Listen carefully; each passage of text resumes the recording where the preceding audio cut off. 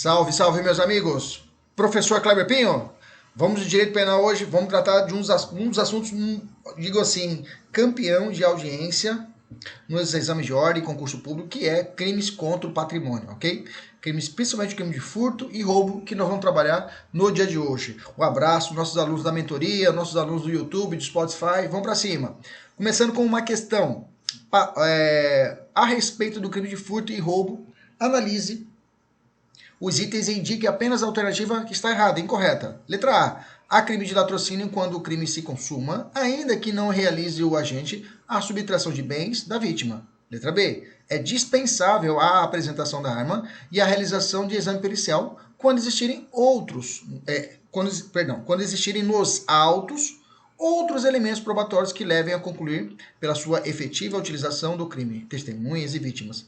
Letra C. Consuma-se o crime de roubo com inversão da posse do bem mediante emprego de violência ou grave ameaça, ainda que por breve tempo e em seguida a perseguição imediata ao agente e recuperação da coisa roubada, sendo prescindível a posse mansa e pacífica ou desvigiada. Letra D. É inadmissível aplicar no furto qualificado pelo concurso de agentes a majorante do roubo. E letra E. É possível o reconhecimento do privilégio previsto no parágrafo 2º do artigo 155 do CP, nos casos de crime de furto qualificado, se estiverem presentes a primariedade do agente, o pequeno valor da coisa e a qualificadora for de ordem subjetiva.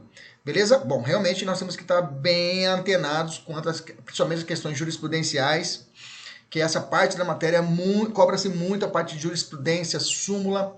Então vamos trabalhar, vamos para cima para a gente conseguir ao final conseguir responder essa questão que nós propomos agora com grande êxito. Então vamos lá, vamos trabalhar furto simples. Furto simples. Quais os crimes que compõem o título 2 da parte especial do Código Penal? O furto simples está aí estabelecido. Título 1, crimes contra a pessoa. Aí tem o capítulo 1º, crimes contra a vida. Nós já estudamos aqui no nosso YouTube, já temos aula gravada.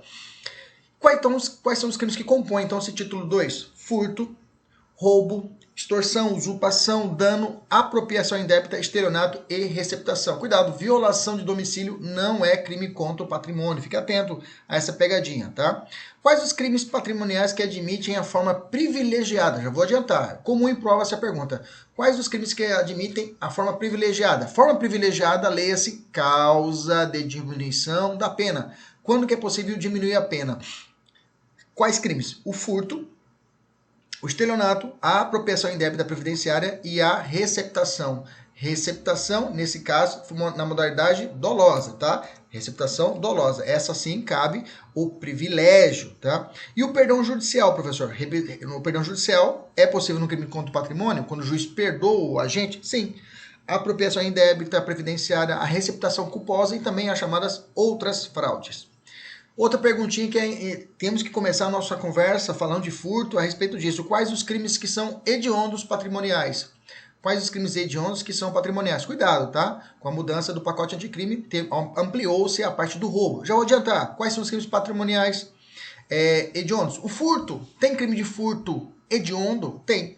Furto qualificado pelo emprego de explosivo ou de artefato análogo que cause perigo comum. É o 155, parágrafo 4º-A. Esse é hediondo, é o único furto hediondo. Roubo, professor. Roubo circunstanciado pela restrição da liberdade da vítima. É o 157, parágrafo 2º, inciso 5. 157, parágrafo 2º, inciso 5. O circunstanciado pelo emprego de arma de fogo. É o 157, parágrafo 2A, inciso 1. Ou emprego de arma de fogo de uso proibido ou restrito. 157, parágrafo 2B, tá? Lembrando que só o uso da arma de fogo, tá? Só o uso de arma de fogo só vai ser hediondo se for uso proibido, tá? Se for com cometimento de roubo, aí pode ser uso proibido ou restrito.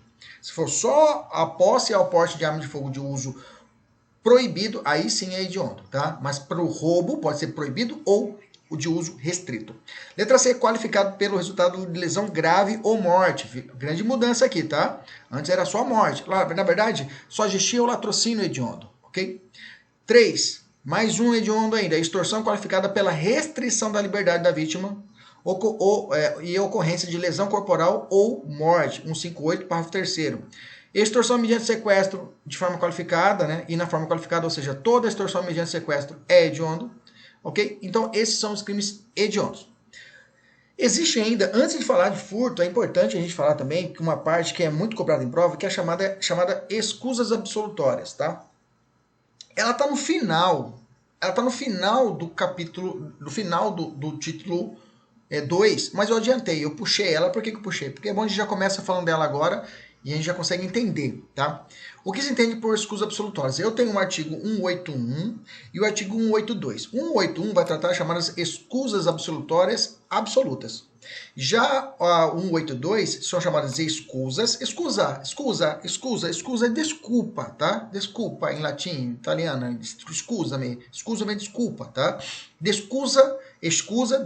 Desculpa absolutória e desculpa relativa, tá? Ou seja, escusa absolutória e escusa relativa. As escusas absolutórias, que está no artigo 181, ele fala assim: é uma forma de isenção de pena, viu, gente? Ah, é uma excludente de licitude? Não.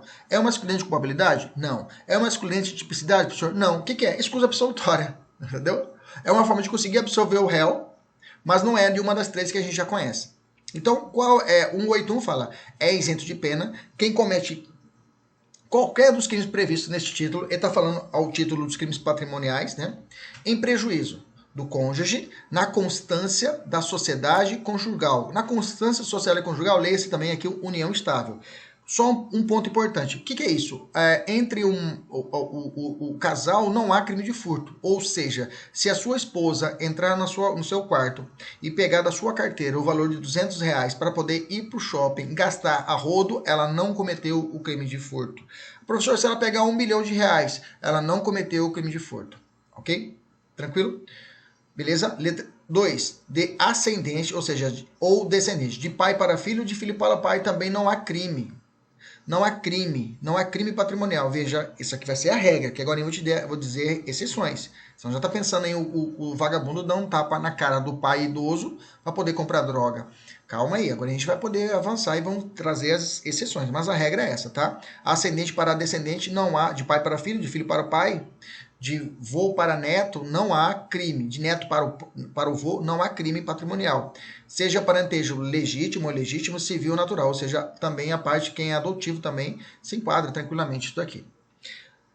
182 fala assim: somente se procede mediante representação. Ou seja, ele vai falar o seguinte, ó, alguns crimes, nessas situações que eu vou dizer aqui embaixo, é necessário a representação. Ou seja, não é crime de ação penal pública incondicionada, ou seja, precisa que a parte vá até a delegacia ou perante o juiz e fale, olha, eu desejo que o processo, que o inquérito seja aberto contra esse sujeito. Ele tem um prazo de 6 meses a partir do conhecimento da autoria para ele representar, ok? Quais são as situações?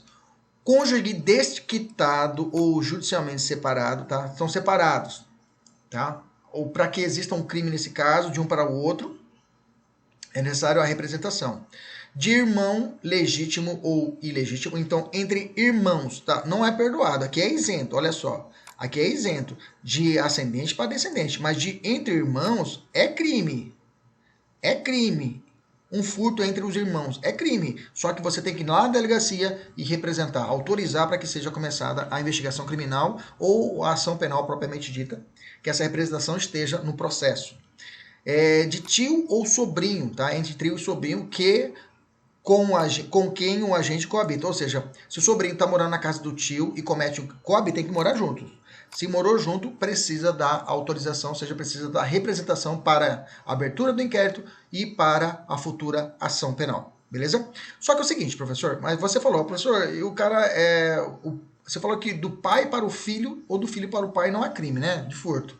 Sim, mas se o cara botar uma pistola na cara do pai e furtar dele R$2 para poder comprar droga, aí não é mais furto, aí é roubo. E aí, 183 fala o seguinte, olha, não se aplica tudo que eu falei acima, ou seja, tanto no artigo 182 como no artigo 181, não se aplica nada se o crime é de roubo ou extorsão. Ok? Ou, em geral, quando haja emprego de grave ameaça ou violência à pessoa. Pronto, se houve grave ameaça, houve violência à pessoa, houve roubo ou extorsão, esquece tudo que eu falei para você. É crime normalmente. Não tem nada de escusa. 2. O estranho que participa do crime. Ou seja, quem é o estranho que participa do crime? O cara que não está abarcado em uma dessas hipóteses. Ou seja, se o filho pega o carro do pai, é crime? Não. Mas o filho, junto com um amigo chamado Cabelo, pega o carro do pai. O filho não tem crime de furto, mas o Cabelo responde pelo furto. Beleza? 3. Se o crime é praticado contra a pessoa com idade igual, por favor, grifa, igual ou superior a 60 anos. Se o cara tem 59 anos, aplica-se, existe furto de um pai para o filho? Não. Se o cara tem 59 anos, não tem. Agora, se o cara tem 60 anos, e o filho pega o dinheiro do pai, há crime de furto? Sim. Tá? Pois não se aplica às escusas. Bacana. Fechou? Agora sim, a gente pode falar de furto simples. A gente tem que falar essa introdução, senão não ficaria bacana. A gente não teria uma boa introdução. Vamos falar agora sobre furto simples. Furto simples consta no artigo 155 do Código Penal. 155 traz assim: subtrair para si ou para outrem coisa alheia móvel. Pena: reclusão de 1 a 4 anos. Só ter a pena base, o crime se for de 1 ano, eu já posso dizer que nesse crime cabe o quê? A suspensão constitucional do processo, tá? Só de ter 1 ano, já cabe o quê? A suspensão condicional do processo e, como a pena não ultrapassa 4 anos, a máxima, também cabe a chamada acordo de não persecução penal. Beleza? Guarde essas informações aí. Vamos descer. Quais são os sujeitos do crime do furto? Já vou dizer, toda vez quando você estiver estudando o furto qualificado, o furto majorado, você vai ter essa base já desse furto simples, tá? Então, essa parte do furto simples é essencial para você entender. Eu aplico todas as regras do furto simples no furto qualificado e no furto majorado, tá? Mas se tiver algum ponto diferente, você acrescenta. Mas a regra, o eixo é essa parte que eu vou dizer para você aqui agora. Quem é o sujeito ativo do crime de furto? Qualquer pessoa, tá? Qualquer pessoa pode figurar o crime de furto? Sim, qualquer pessoa. Salvo quem é o dono. O proprietário, tá? O proprietário não pode ser sujeito ativo de um crime de furto, só se esse bem estiver em domínio de uma coletividade, ou seja, for comum. Por exemplo, se eu sou sócio com uma pessoa, ok? E eu tenho um equipamento que está no nosso escritório, ok? Bacana? Nesse caso, eu não posso ser vítima do meu próprio crime, do meu próprio bem. Mas agora, se eu furtar esse bem no meio de um patrimônio comum e levar para mim, eu terei o crime de furto. Lá na frente eu vou falar sobre esse furto, coisa comum. Mas a regra é que o proprietário não comete o crime de furto, salvo se esse bem estiver em coisa comum. Ok? Guarda essa informação. Lá na frente eu vou cobrar de você. Qual a diferença de furto para peculato furto, professor? É a mesma coisa que eu encontrei aqui, esse tal de peculato furto. Gente, o peculato furto não é crime de furto. O peculato furto é crime contra a administração pública, lá no final do Código Penal, tá? Lá no artigo 312 do Código Penal. Lá é necessário que ali é um crime próprio, diferente do furto aqui. O furto é crime comum, qualquer pessoa pode cometer. Lá nos crimes contra a administração pública tem que ser funcionário público. Tá? Pode até ser que um particular participa, tá? Por força lá do artigo 30 do Código Penal. Ok? Mas nesse caso, esse particular tem que conhecer a função, tem que saber que o seu partícipe, ou seja, o seu concurseiro, a pessoa que está cometendo crime junto com ele, tem que ser servidor público, funcionário público, e ele tem que saber que esse cara é funcionário público para que o particular também responda pelo peculato furto, porque a regra é que o peculato furto só responde o agente, se for funcionário público, que subtrai ou concorre para que seja subtraído o dinheiro, o valor do bem, em proveito próprio, valendo-se da facilidade que proporciona a qualidade de funcionário respondendo pelo crime. Ou seja, o bem é público e ele vai e comete o crime. O particular pode? Pode, desde que cometa o crime junto com o servidor público e ele saiba disso. Quem é o sujeito passivo do crime de furto? Quem é o sujeito passivo do crime de furto? São as vítimas do furto, o proprietário, o possuidor, o detentor legítimo da coisa. Okay? Então quer dizer que se eu estiver com o carro da minha irmã, andando com ele aqui em Cuiabá, passeando com o Benjamin e com a Samantha, estou passeando com os dois, e a gente desce pro shopping e deixa o carro lá fora. E aí, no estacionamento, o carro é furtado. Nesse caso, eu sou o sujeito passivo do crime? Eu não sou o dono, mas sou o sujeito passivo? Sim, porque eu estou na posse do crime. Nesse caso, será a vítima eu e o proprietário, minha irmã, ok? E ladrão que furta ladrão, eu tenho a possibilidade de existir aí uma dupla passividade, professor? Por exemplo, vou te dar um exemplo. Ana furta a TV de Beto. Posteriormente, Cláudio furta a mesma TV de Ana. Ok? Nesse caso, Ana, ela e o Beto são vítimas do crime de furto? Ou seja, Cláudio furta a televisão de Ana, que Ana furtou de Beto. Nesse caso, Ana e Beto são considerados vítimas do furto? Nesse caso, não. Só o Beto, porque a Ana não teve a posse legítima, tá? Nesse caso, só o Beto. Ana não teve a posse legítima. O que se prende à ideia? Qual é o objeto jurídico do crime? É coisa alheia móvel, tá? O que significa o verbo subtrair? Subtrair, coisa alheia móvel. Vamos entender, subtrair, coisa alheia móvel. O que seria esse verbo subtrair? Subtrair significa retirar da posse da vítima. Ok? Era de você, agora é meu. Peguei de você e inverto para mim. Pode ocorrer por apoderamento direto, quando eu tomo da sua mão, quando a gente aprende a coisa manualmente, ou por apoderamento indireto, utilizando terceiros ou até de animal. Tá? Um papagaio, que esse dia eu coloquei até no meu Instagram, dá uma olhada lá. Uma senhora tá com um pessoal tá no caixa, e aí ela tá pagando uma ração, a menina tá embalando a ração, e vem um passarinho, um sabiá. O sabiá vai e assenta bem na balança. E a mulher colocou a nota do dinheiro em cima da balança, e o sabiá vai bica a nota e carrega a nota e sai voando. Né? Nesse caso, até o amigo falou, professor, acho que tem um esquema com a senhora. Se for adestrado, seria furto, entendeu? Né? Mas tudo bem, volta para cá. O que se entende por coisa, né? Coisa é tudo aquilo que possui existência de natureza corpórea. Vimos que é a subtração. O objeto do crime de furto é a chamada res furtiva, ou seja, coisa furtada. O que seria coisa? Coisa é tudo aquilo que possui existência de natureza corpórea, como animais, objeto. Aquela coisa que a pessoa fala, você furtou a minha ideia, você furtou o meu coração. Não tem como ser aplicado o crime de furto que não tem valor patrimonial, tá? Furtar a ideia, não é corpóreo, não é tangível, ok? Subtrair órgãos ou partes do corpo destinado para transplante. Configura o crime de furto? Não, aí tem um crime especial, tá? Lá da Lei 9434 de 97, que trata do procedimento de transplantes, ok? Nesse caso lá, artigo 14, lá tem uma lei específica para isso. Outra pergunta, professor. Subtrair um cadáver pode caracterizar crime de furto? Cadáver? Tá. Sim, a resposta é positiva, sim. Desde que esse cadáver tenha um valor patrimonial. Por exemplo, um cadáver de uma múmia no museu, o cadáver em uma faculdade de medicina, né? Que eles compram o cadáver para poder fazer os estudos. Nesse caso, terá a possibilidade de enquadramento do crime de furto. Agora, pode configurar também a subtração de cadáver, quando a pessoa. Aí é outro artigo, 221, quando não tem a intenção patrimonial, e sim de vilipendiar, de humilhar a ideia, digamos assim, de levar a cabo essa ideia de subtrair o cadáver. Outra intenção, outra coisa, ok? Crimes contra os mortos, outra coisa. Qual o significado de coisa alheia? Coisa alheia é aquilo que não pertence a outra. É óbvio, professor. Mas por que eu fiz essa pergunta? Porque subtração de coisa própria, mesmo que em poder terceiro, embora, eu já falei isso aqui tá até perdido, já falei isso, mas existe alguns apontamentos que eu quero falar com você, se o crime de uma coisa perdida pode ser crime de furto?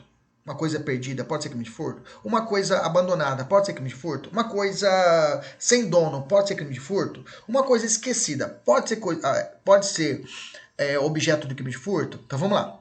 Primeira coisa, tá? Coisa sem dono, coisa abandonada, ok? Coisa perdida não pode ser objeto de crime de furto, tá? Vou falar junto. Coisa sem dono também é chamado rex nullius, tá? Coisa abandonada, res derelicta, tá? E coisa perdida, res desperdicta, não podem ser objeto de crime de furto, tá? A coisa esquecida, essa aí pode ser objeto de crime de furto. Bacana? Mas vamos devagar. Coisa sem dono. Ou seja, uma coisa que nunca apresentou nenhum dono. Não tem dono. Ah, não tem dono conhecido. Então não há crime de furto. Tá? Coisa abandonada. Okay? Você saiu da sua porta da sua casa, tem um sofá jogado na frente da sua casa. Um sofá velho. Coisa abandonada. Tá? Aí você aposta do bem. Não há crime de furto. Coisa perdida. Coisa perdida não é furto. Tá? Coisa perdida é que tem dono. Tá? Coisa perdida é que tem dono, não foi abandonada, é que alguém perdeu. Então a res des perdicta, nesse caso, não há crime de furto, mas aquela pessoa que apondera desse bem perdido, ou seja, ele apropria-se de um bem de coisa achada, pode cometer o crime do artigo 169, parágrafo único, inciso 2 do Código Penal. 169, parágrafo único, inciso 2 do Código Penal. Lá estabelece o crime de apropriação de coisa achada. Nesse crime de apropriação de coisa achada, a pessoa achou a coisa. Então, a gente até ensina as nossas crianças, tem que ensinar isso. Ó, se achou, não é aquela coisa, aquele ditado, quem perdeu, como que é aquela coisa? Tem um ditado popular que quem perdeu é relaxado. Agora eu não lembro de cabeça. Você sabe de cabeça aí, né? Achado não é roubado, quem perdeu é relaxado, não é isso? É crime, viu, gente? Não tira isso da sua criança, se estiver falando isso. É crime, tá? Você tem 15 dias para entregar para o verdadeiro dono, se você sabe quem é, ou então entregar à autoridade competente. Esses dias eu estava vendo um noticiário que a TV fez. O sujeito estava lavando o carro num lava-jato, achou um dinheiro debaixo do banco, entregou ao verdadeiro dono, ao dono do carro. Falei, que porra, eu falei, que novidade que é essa? E o pessoal enaltecendo muito bem, esse é o exemplo. Gente, isso é o básico. O básico, se o cara não encontrasse, se não devolvesse, era crime. Era crime. É que a gente tá tão acostumado com as coisas ilícitas que a pessoa normalmente vai pegar esse dinheiro, mas o dinheiro estava dentro do carro do cara, e lavando o lava-jato. Então não tem, é a obrigação do cara. Achou o dinheiro. Não achou nada. Dinheiro do dono. Achei absurdo essa matéria. Bacana, vamos continuar. Qual o conceito de coisa móvel, né? Professor, coisa móvel. Coisa móvel é aquela que pode ser removida ou deslocada sem perder as suas qualidades. Isso é um conceito lá do direito civil, tá? Mas falando então de direito civil, professor, eu estudo direito civil, sou estudante, eu quero perguntar um negócio para o senhor. Tudo que está escrito no Código Civil como coisa móvel é aproveitado por direito penal? Não, tá? Certos objetos são considerados imóveis no Código Civil, por exemplo, navios, materiais separados provisoriamente de um prédio são considerados imóveis, mas para o direito penal é considerado móvel, tá? E assim passíveis de furto. Então, se o cara pegar uma lancha, um navio e furtar, é furto, tá? É furto. Bacana? O que se entende por coisas móveis por equiparação? Aqui é perigoso, tá? Aqui é uma matéria importante que está na lei. Artigo 155, parágrafo 3º, estabelece aqui: equipara a coisa móvel à energia elétrica ou qualquer outra que tenha valor econômico. Gente, ó, ou qualquer outra é a interpretação analógica, tá? Ela dá uma carta em branco aí pro juiz observar o fato concreto e falar: isso aqui tem que ser, isso aqui é equiparado a chamada interpretação intralege, né? Ou analógica. O juiz olha o fato e fala, mas vai prejudicar, não interessa. A lei autorizou. A lei autorizou quando falou ou qualquer outra, para o juiz fazer essa interpretação. Então, meus amigos, sêmen de um animal, até coloquei, o furto de um sêmen de animal, pode ser considerado furto de energia elétrica? Sim. Sim, né? Mas desde que exista valor econômico.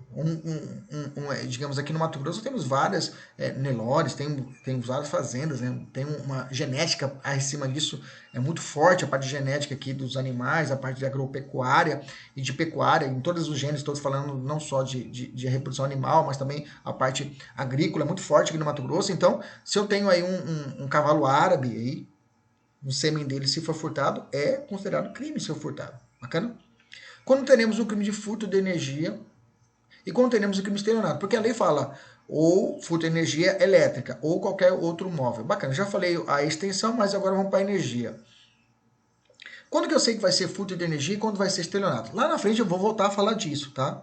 Lá na frente que eu falo o seguinte, se você assistiu Se você... Então, o nosso Código Penal não fala a diferença, mas fala o seguinte, ó, o furto o furto de energia elétrica está no parágrafo 3º, que fala assim, não necessita de que exista uma relação contratual entre a vítima. Tá? Interpretando o parágrafo 3º, a gente entende o seguinte, que um furto é o famoso gato mesmo. O sujeito vai direto no poste e pega a energia e puxa para sua casa. Isso é furto de energia elétrica. Estelionato, para que haja estelionato, aí necessita um relacionamento contratual com a vítima. Se eu for lá e o sujeito vai lá e muda o padrão, ok? Muda o padrão de recolhimento da energia. O que faz o controle da energia? Ele dá um gato ali para que seja menor o consumo energético. Nesse caso, eu tenho estelionato, porque tem um contrato com a empresa de energia. Ok, beleza. Outro tipo de furto, você está no seu apartamento, você vê que está pagando muito caro a energia, você fala, mas como assim? Depois você percebe que seu vizinho desviou a energia sua para poder ele utilizar. Nesse caso, furto também. Entendemos? Furto, não há relação prévia de uma contratação, não há um contrato entre o autor do criminoso e a vítima. Estelionato precisa existir este engano, esse engodo, a pessoa engana o seu contratante, ok? O contratante. Entendeu? O contratado engana o seu contratante. Furto de energia elétrica constitui crime permanente? Sim, pode ser feito flagrante a qualquer momento, ok? Desvio de sinal de TV a cabo é crime de furto? Putz, aí você coloca também na internet. Ah, professor, mas eu tenho um puxadinho aqui em casa, energia do meu primo. Vamos lá. STJ já decidiu que há furto nessa hipótese, tá? Para o STJ, é uma decisão de 2010, mas ainda é válida hoje, não foi superado esse entendimento, e ele fala que há crime de furto. Já o STF tem um pensamento contrário, fala que a conduta é atípica, não há crime, porque seria uma forma de analogia in malam partem. Beleza?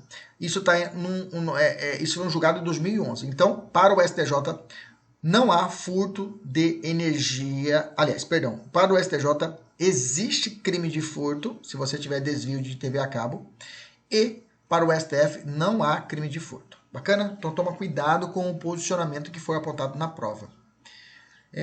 Vamos lá, pessoal da mentoria, tem uma dissertativa aqui, promotor de justiça, né, que dá uma olhada, mesmo para qualquer nível, que realmente essa questão foi muito de Rondônia, foi bem ampla e discutiu bem esse assunto. Isso aqui é um material exclusivo para os alunos da mentoria, dá uma olhada depois. Tipo subjetivo. Qual é o tipo subjetivo do crime de furto? Dolo. Não existe furto culposo. Não existe furto culposo. O único crime patrimonial, pode anotar, o único crime patrimonial que é culposo, que tem um tipo subjetivo culposo, é a receptação na forma culposa. Tá? Ainda é uma exceção à regra, que não é um tipo penal aberto lá. Tá? Que realmente é um tipo penal que determina o que é a conduta culposa naquele caso. Beleza? Tranquilo? Então, todos os crimes patrimoniais são o quê? Dolosos. Só o dolo para o furto é suficiente? Não. Eu tenho que ter o dolo para cometer o crime e, além disso, o assenhoramento definitivo. Assenhoramento definitivo é um elemento subjetivo especial. Especial porque, além do dolo, você tem que ter essa vontade de ficar com o bem. Então, como eu disse, no crime de furto, somente cabe a forma dolosa, que vai consistir na consciência da pessoa, da vontade de subtrair a coisa alheia móvel, que é o chamado animus furandi, e além disso ter para si ou para outrem, que revela esse assenhoramento definitivo, que é o chamado animus rex sibi habendi, né? Animus rem sibi habendi.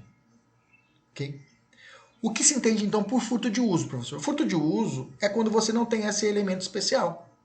A pessoa tem um dolo quando comete para poder realizar o furto, tem um dolo, mas não tem o assenhoramento definitivo, ou seja, ela não quer o bem para você. Ela não quer ter o bem, ela vai e devolve o bem depois. Mas a jurisprudência e a doutrina, furto de uso não está estabelecido pelo Código Penal, é uma construção da jurisprudência e da doutrina e elegem 3 requisitos. Primeiro, a coisa tem que ser infungível, tá? Coisa infungível, ou seja, não pode ser um bem substituível, é um bem insubstituível. 2, a intenção de uso momentâneo.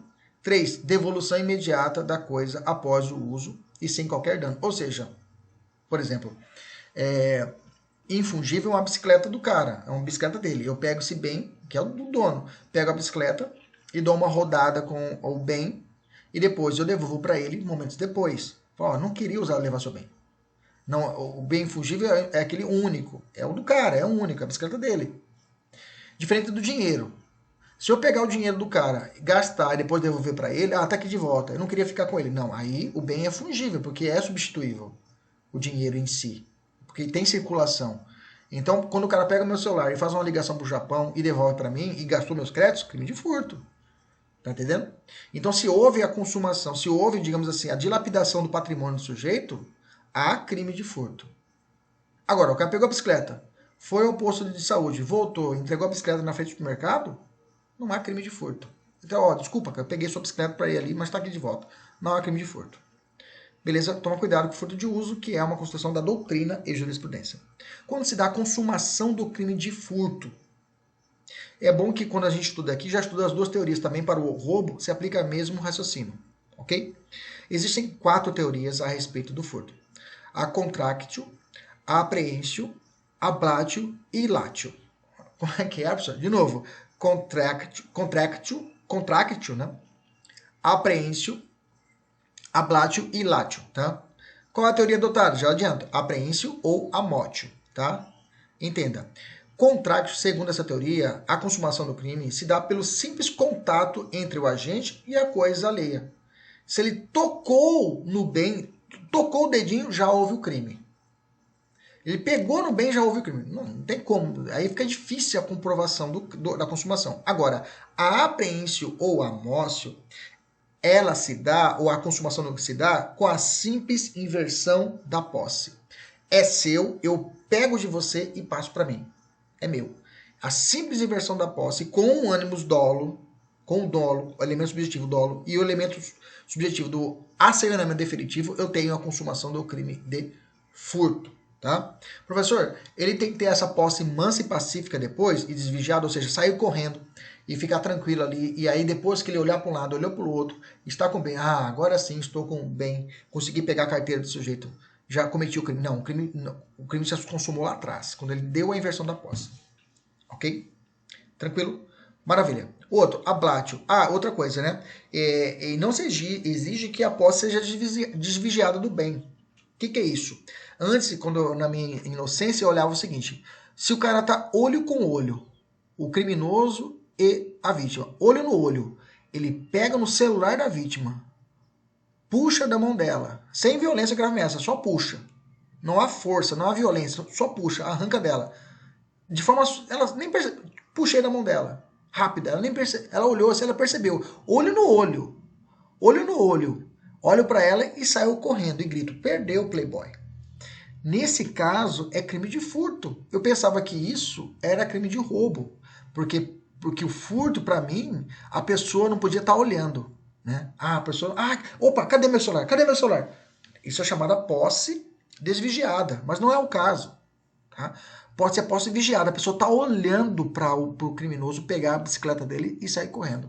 É furto, desde que não haja grave ameaça. O cara grita: fica aí, senão eu te mato. Pronto, já não é mais furto. Já não é mais furto. Só o fato de falar: fica aí, senão eu te mato, já eu tenho a conversão para outro crime, que é o roubo. Ok? Então, consumação do crime de furto se dá com a simples apreensão, ou seja, a inversão da posse, ainda que a posse seja, ainda que o bem, ainda que ele não fique com, seja necessário o quê? A posse mansa e pacífica. Ok? A teoria da ablatio, rapidinho, a consumação do crime, tá? Ocorrerá quando o bem, além de ser apreendido, é transportado para um lugar seguro, por exemplo. Ablatio é isso, a pessoa abraça o bem. Pensa isso, ablatio de abraçar, ele abraça o bem e fica para você. Ilatio, a consumação só ocorre quando a coisa é levada ao local desejado pelo ladrão para tê-lo salvo. Ele vai lá e deixa o bem numa casa, aí teria consumação. Ok? Bacana? Qual foi adotado no Brasil? A apreensio ou amótio, já tem a súmula 582 do STJ, que trata para o crime de roubo, mas por extensão também é aplicada ao furto. Fala assim a súmula 582 do STJ, muito importante. Consuma-se o crime de roubo com a inversão da posse do bem mediante emprego de violência ou grave ameaça, ainda que por breve tempo e em seguida a perseguição imediata do agente e recuperação da coisa roubada, sendo prescindível a posse mansa e pacífica ou desvigiada. Bacana? É possível a tentativa? Sim, é possível a tentativa, tá? Mas a posição majoritária do STF e STJ é que quando for a tentativa perfeita ou arrependimento eficaz, não será possível a aplicação da tentativa. Pelo fato que na tentativa perfeita, houve a finalização dos atos executórios. Houve a finalização dos atos executórios, ou seja, a pessoa pegou o bem, colocou na mochila e saiu correndo. Ou arrependimento eficaz, ele consegue chegar ao final dos atos executórios, ok? E aí ele vai embora. Quando ele chega ao final dos atos executórios, ou seja, se ele pegou e inverteu a posse, o crime já se consumou. Deixa eu te explicar como seria uma tentativa perfeita em outro crime ou arrependimento eficaz em outro crime. Homicídio. O cara deu tiro. Pá, pá, pá. Tinha 3 disparos. Ele deu os 3. Pá, pá, pá. O cara caiu no chão. Ele chegou ao final dos atos executórios. Só que o cara não morreu ainda. Porque para o homicídio, o crime se consuma com a morte. Ele pega o sujeito e leva para a delegacia, leva para o hospital e salva. Arrependimento eficaz. Tranquilo, ganha benefício, só responde até os atos já praticados. Só que no furto não dá para fazer isso, sabe por quê? Porque como que ele vai finalizar os atos executórios com o furto? Porque se finalizar os atos executórios, ele já vai consumar antes. Ou seja, se ele pegou no bem, colocou na mochila, o crime está o quê? Consumado. Então não dá para você fragmentar esse momento. Então por isso que a doutrina fala que nos casos de arrependimento eficaz e tentativa perfeita, não se aplica a tentativa. Não é possível com essa teoria da amótio. Beleza? Então, como seria, professor, uma tentativa de furto? O cara quebra o muro da casa, aliás, pula o muro da casa, ele vê o buraco do ar-condicionado e ele entra no buraco do ar-condicionado. Só que o buraco é menor do que o tamanho dele. Ele fica engasgado, ele fica preso ali. Engasgado é ótimo. Ele fica preso.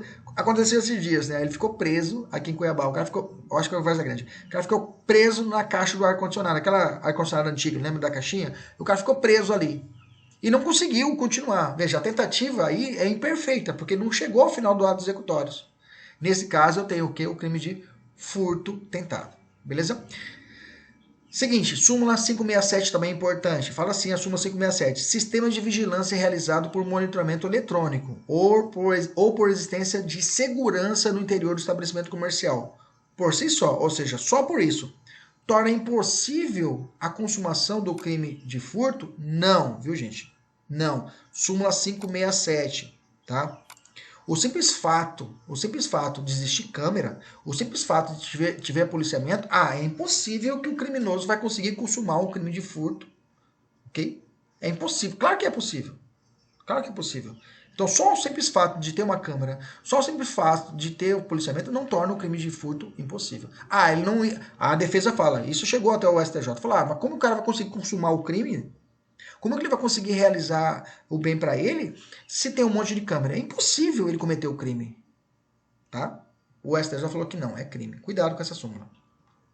Pergunta. Configure a tentativa de furto ou crime impossível a conduta do agente que, com a intenção de subtrair a carteira da vítima, nada encontra.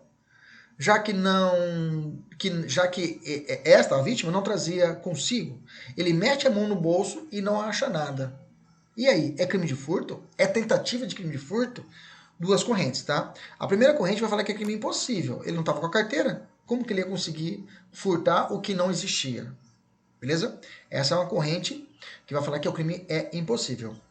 Beleza? A segunda corrente vai dizer que indica de ter ocorrido a tentativa. Se houver apenas uma ausência ocasional da carteira da vítima.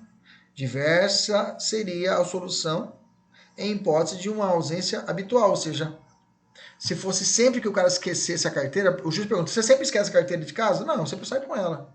Ocasionalmente, eu esqueci hoje, ok? Não é todo dia que eu esqueço a carteira, hoje que eu esqueci, doutor. Então, é possível então a tentativa, ok? É possível então a tentativa do furto. Essa é uma corrente. A outra corrente vai dizer que é crime impossível. Prova objetiva, professor. Não tem encontrado prova objetiva desse ponto da matéria, que é uma questão doutrinária. Mas para uma dissertativa, você vai ter que apontar esses dois caminhos, tá? No caso de furto de energia elétrica, essa aqui é importante, é uma jurisprudência de 2019, vamos ficar atento. Olha só.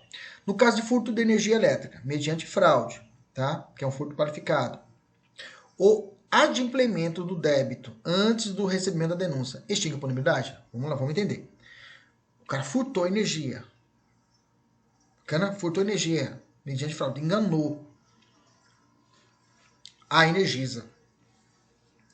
E ele conseguiu fazer um furto de R$1 milhão, digamos assim, uma grande empresa.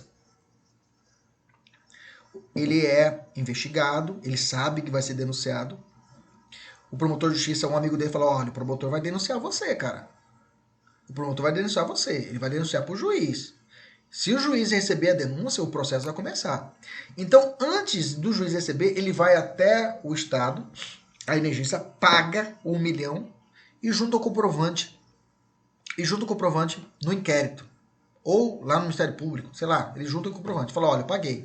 A pergunta é, se ele pagar, extingue a punibilidade? Sabe por que está fazendo? Por que seria isso? Porque se você ler a lei 9249 de 95, ok? E no artigo 9º da lei 10.684 de 2003, que trata de crimes tributários, lá eles permitem isso. Lá eles permitem. Se o cara estiver devendo um tributo e ele pagar antes do recebimento da denúncia, extingue a punibilidade. Bunda de neném. Ele não deve nada mais para o Estado. Ok? Resposta. Posicionamento do STJ, do julgamento do ministro Nefe Cordeiro. Ok? Julgado agora, dia 13 de março de 2019. Agora não, já tem tempo, mas 13 de março de 2019. Ano passado, mas é recente. O entendimento é o seguinte: não é possível a aplicação. Ele elencou 3 motivos. Primeiro, a diversa política criminal aplicada aos crimes contra o patrimônio é diferente dos crimes contra a ordem tributária. É diferente. Você furtar uma coisa e cometer um crime tributário. São coisas distintas, ele quis dizer isso. Segundo, é impossível a aplicação analógica, porque a defesa falou isso. Bom, como não tem esse benefício aqui no Código Penal, aplica de forma analógica que está na lei. Tem uma certa coerência esse raciocínio. Tá? Mas o STJ falou que não se aplica aos crimes contra o patrimônio. Tá? Essa aplicação analógica não se aplica. Eu sou contrário a esse entendimento, mas tudo bem nesse ponto aqui. Okay? Porque o princípio da analogia não tem um limite quanto à aplicação, se é uma lei especial ou uma lei geral. Terceiro, mas também quem sou eu na fila do pão, né? Sabe? Vamos continuar. Terceiro, a tarifa ou preço público que você paga para a Energisa, paga para a empresa de telefonia, a concessionária de energia elétrica, é diferente da natureza jurídica. Aqui eu concordo. Porque ali o preço pago à concessionária, a essa prestadora de serviço público, é de tarifa ou de preço público. Diferente para que o tratamento das leis tributárias, que lá é imposto. Diferente. Então, por isso que lá para o imposto é possível você fazer o pagamento. Aqui para a tarifa não tem como. Beleza? Então, não se aplica. Tranquilo? Maravilha. Então, o furto, agora vamos trabalhar sobre furto majorado ou durante o repouso noturno, né? Que está no artigo 155, parágrafo 1º do nosso Código Penal, como eu disse. Ele fala o seguinte, ó, a pena aumenta-se de 1/3 se o crime é praticado durante o repouso noturno. A pena aumentada de 1/3. Cuidado, o primeiro ponto é esse. Não é de até 1/3. Então não há uma gradação. Se o cara cometeu o crime no repouso noturno, cravou, é de 1/3. Ok? Segundo ponto importante para a gente começar a falar. Esse 1/3 vai entrar quando, professor, na conta? Vai entrar na terceira fase da dosimetria da pena. Ok? Lá na terceira fase da dosimetria da pena do juiz. É uma causa de aumento da pena da sentença. O juiz ele passa por 3 fases. Primeira fase é as circunstâncias judiciais do artigo 59. Segunda fase, causas de circunstâncias atenuantes e agravantes. Lá do 65, atenuantes. E por fim, as causas de aumento e diminuição da pena para ele poder chegar ao final da sua conta. Aqui ele chega e fala, pô, peraí, ele cometeu o crime durante o repouso noturno. Cometeu? Cometeu. Então a pena vai ser aumentada de 1/3. Ok? Se eu ia dar 3 anos pro cara, 1/3 de 3 é 1, então ele vai sofrer o quê? 4 anos de pena. O que se deve ser analisado nessa majorante de repouso noturno? Te pergunto isso. Primeiro, o período em que as pessoas se recolhem para dormir. Essa é a ideia do repouso noturno. Segundo, deve ser analisado de acordo com os costumes. Aqui é a oportunidade que a gente utiliza no direito penal, o chamado costume interpretativo. Um costume rotineiro que é aplicado pelas pessoas, né?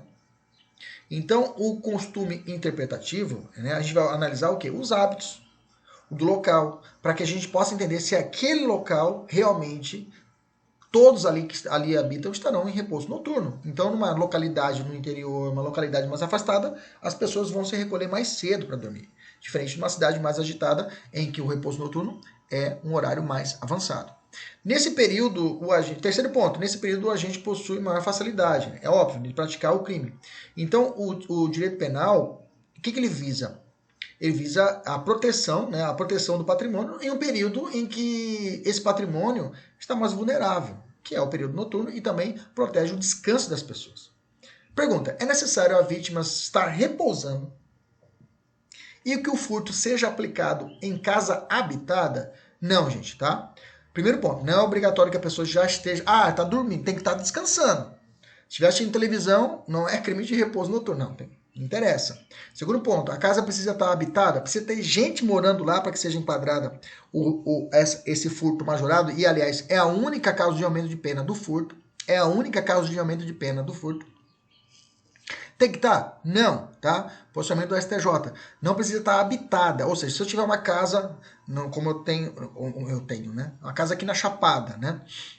E aí na casa da Chapada, lá não tem ninguém morando lá. Chapada dos Guimarães é um município aqui perto de Cuiabá, né? Para quem não é de Cuiabá, quem não mora aqui na capital do Mato Grosso.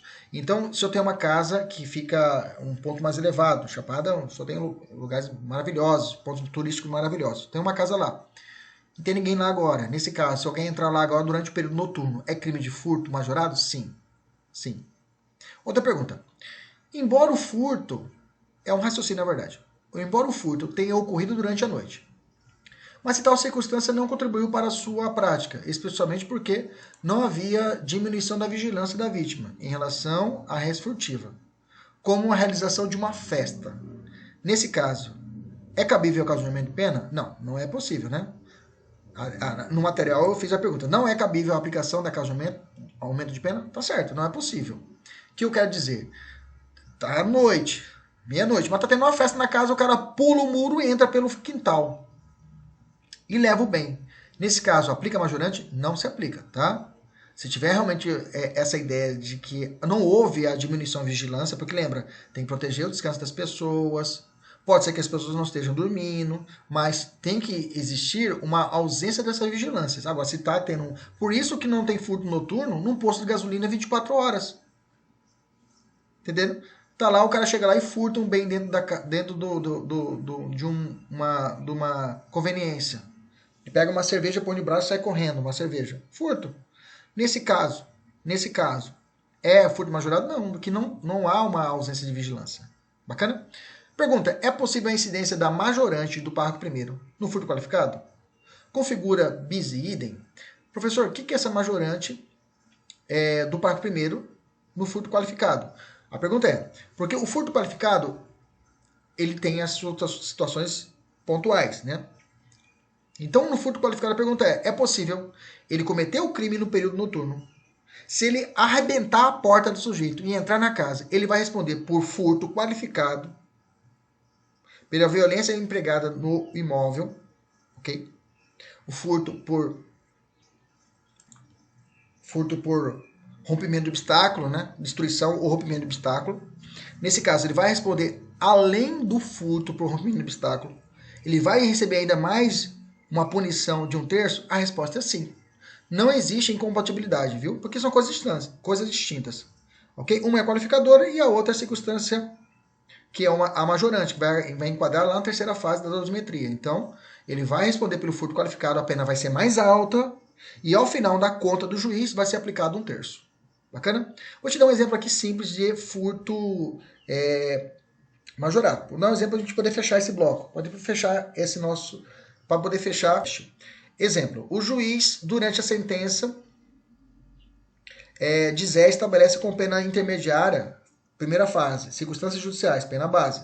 Segunda fase, circunstâncias atenuantes e agravantes, chamada pena intermediária para alguns doutrinadores. Ele chega a 3 anos de furto. 3 anos. Por ter cometido durante o repouso noturno, ele deve acrescentar mais 1/3. De 1/3. Então, 1/3 de 3 que ele ia dar, mais 1 vai dar o quê? 4 anos. Será a sentença de... O furto privilegiado, ou furto mínimo, né?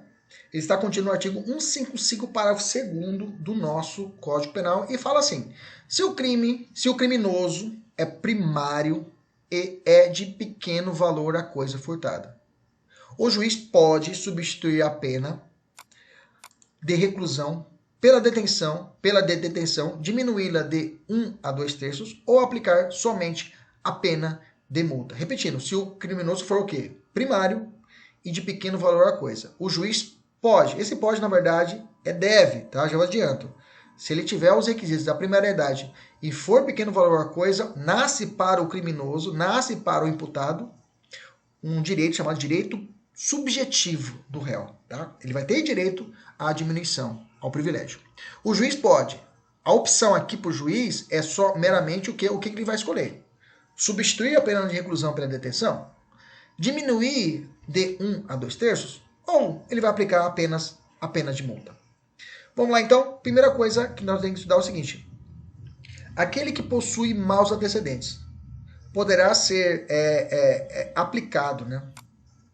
Poderá ser aplicado, agraciado, quis dizer, agraciado com o privilégio, para o STJ ter um posicionamento negativo, vai dizer que não, tá? Maus antecedentes também não seria possível a aplicação do privilégio, tá? Mas é óbvio, tá? Esse posicionamento do STJ, a doutrina majoritária vai entender que realmente, se o sujeito ele tem, mesmo existindo maus antecedentes, é possível a aplicação do privilégio, pelo fato de que o que a lei fala é ser primário. Primário é aquela pessoa que não tem uma condenação transitária julgada, ou seja, ele não é reincidente. Bacana? Se ele não é reincidente, então ele é o quê? Primário. Se é primário, ele tem direito sim. Bacana? Esse posicionamento de maus antecedentes, ou seja, ele não tem a condenação transitária julgada ainda contra ele. Existem vários processos em abertos, inclusive não pode ser gerado nem maus antecedentes. Tem uma súmula que trata disso, a súmula 444 do STJ. Então esse posicionamento, tá, tem que ser analisado, ok? Analisado em temperamento com a doutrina, ok? Qual a diferença entre bem de pequeno valor e bem insignificante? O que é a diferença? Porque o primeiro requisito é primariedade. O segundo requisito é se o bem é pequeno de valor e bem insignificante. É a mesma coisa?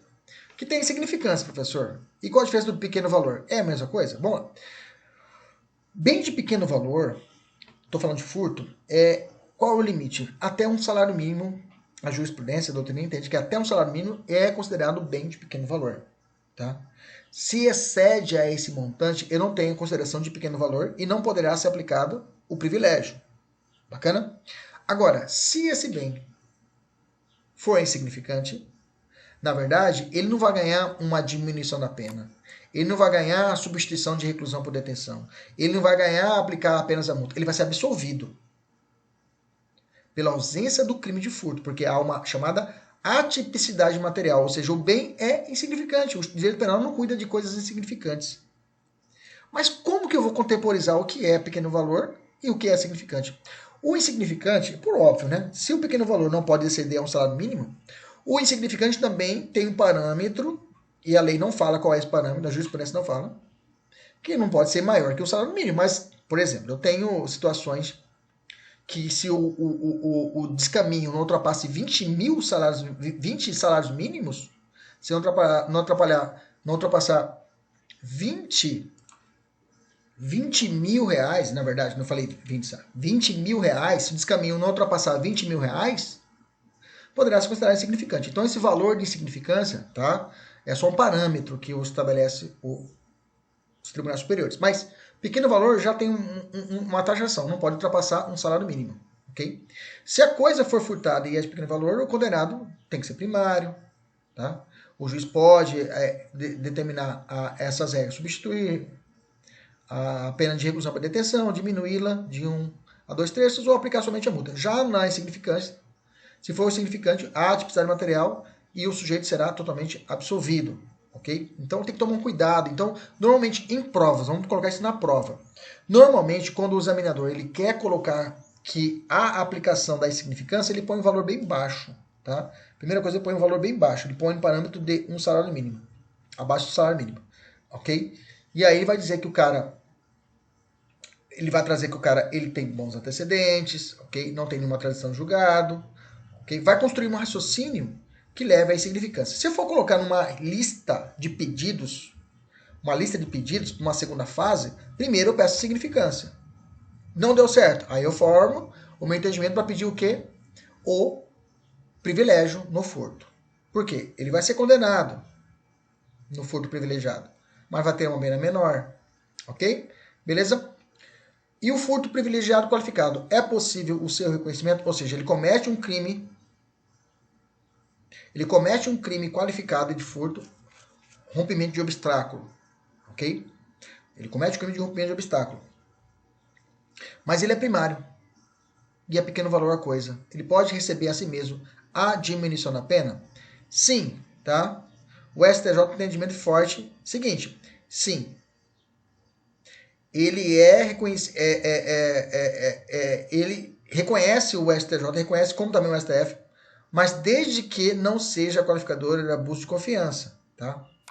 Por quê? Tem uma súmula que fala o seguinte, porque abuso de confiança, que é uma das espécies qualificadoras, ela tem cunho subjetivo. Abuso de confiança é aquela relação de intimidade criada entre o sujeito passivo e o sujeito ativo do crime. Existe uma relação de confiança prévia que é depositada naquela pessoa. Então, é uma qualificadora de ordem subjetiva. Vai ter que ser analisado se existe realmente essa relação de confiança. Diferente de um rompimento de obstáculo. Ela explodiu lá, usou um caixa eletrônico, explodiu. Pronto, é objetiva. Usou explosivo para poder abrir um caixa eletrônico. Pronto, é objetivo. Não precisa perguntar. Caixa eletrônico. Criminoso, qual que será a vontade? Tem uma vontade? Não tem subjetivo, é objetivo. Prova pericial já mata isso. Agora, abuso de confiança, essa precisa ser comprovada através da testemunha, do depoimento, para comprovar que realmente. Por isso que não é possível o privilegiado qualificado se a qualificadora for de furto por abuso de confiança, que é uma qualificadora subjetiva. O 511, a súmula 511 do STJ nos ensina o seguinte, ó, é possível o reconhecimento do privilégio previsto para o segundo do artigo 155 do Código Penal, nos casos de crime de furto qualificado, se estiverem presentes a primariedade do agente e pequeno valor da coisa. Tudo bem, até aí a gente já sabia. Ele acrescenta, e a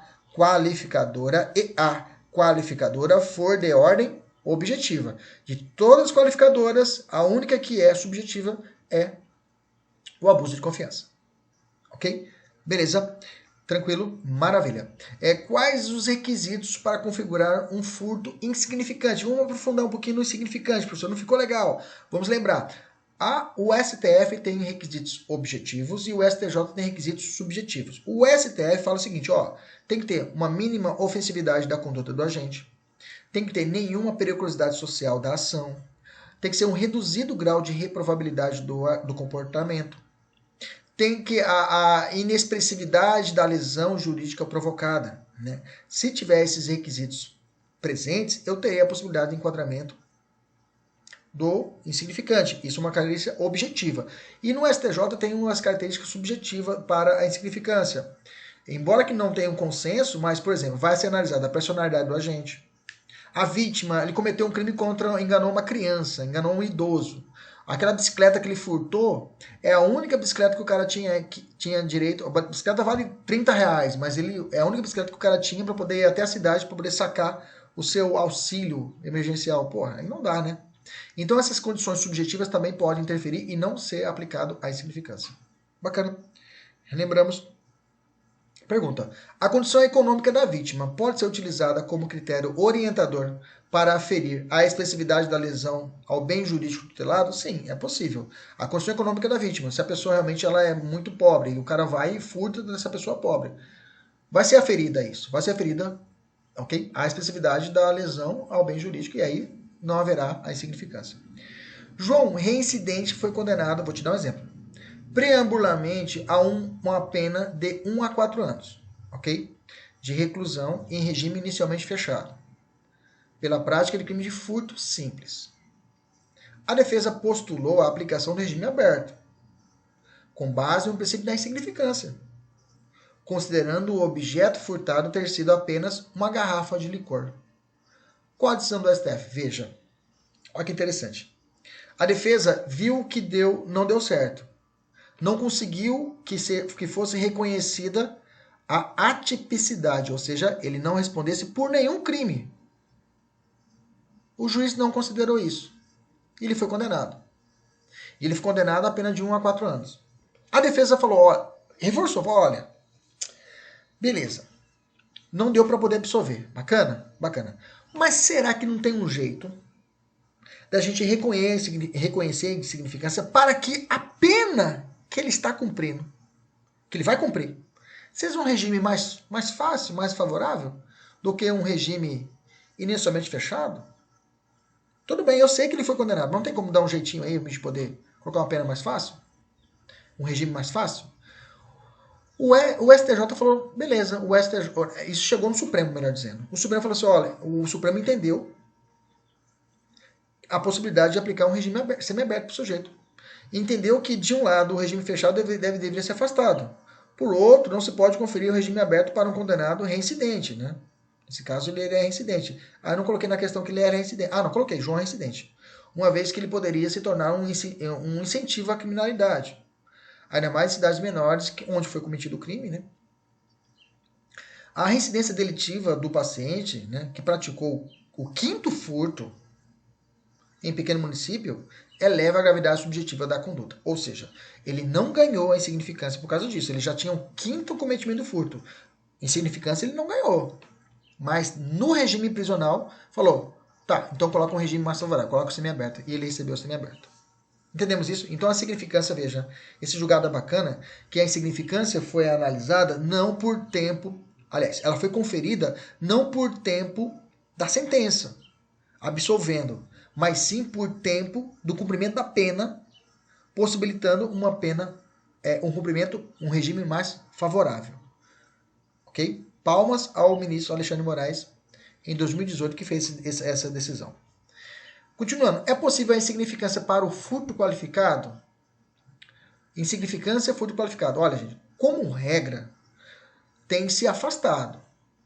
Se o cara rompeu o obstáculo, usou um explosivo, explodiu um caixa eletrônico, utilizou o explosivo, explodiu um caixa eletrônico e conseguiu levar só uma nota de R$50, o entendimento é de não aplicar a insignificância. O cara vai responder pelo crime de furto qualificado. Ok? Mas é claro, deve-se todavia considerar as circunstâncias peculiares de cada caso. O STJ deu uma maneirada, até falou, tem que analisar cada caso, um quadro completo delitivo do crime para ser aplicado. Eu lembro esses dias que houve o STF, se não me engano, ele confirmou um crime de furto de R$4,80. R$4,80 de uma caixinha. De uma caixinha de doação. Não tem como você vai no supermercado e falar assim, você não quer doar, aí a pessoa debita direto na conta, né? Mas existe naqueles mercadinhos mais antigos um cofrinho, onde você deposita o dinheiro. Uma senhora com uma criança, com o filho dela, menor de idade, falou, vai lá filho, pega aquele dinheiro para nós. Houve, nesse caso, uma corrupção menor, né? Ela corrompeu o filho dela para cometer um crime, e além disso, o menino furtou. E ela foi levado à responsabilidade penal, ela foi presa. E ela suscitou, a defesa falou, foi R$4,80. Eu falei, parceiro, para quem que era esse dinheiro? Era para uma associação de crianças de combate ao câncer.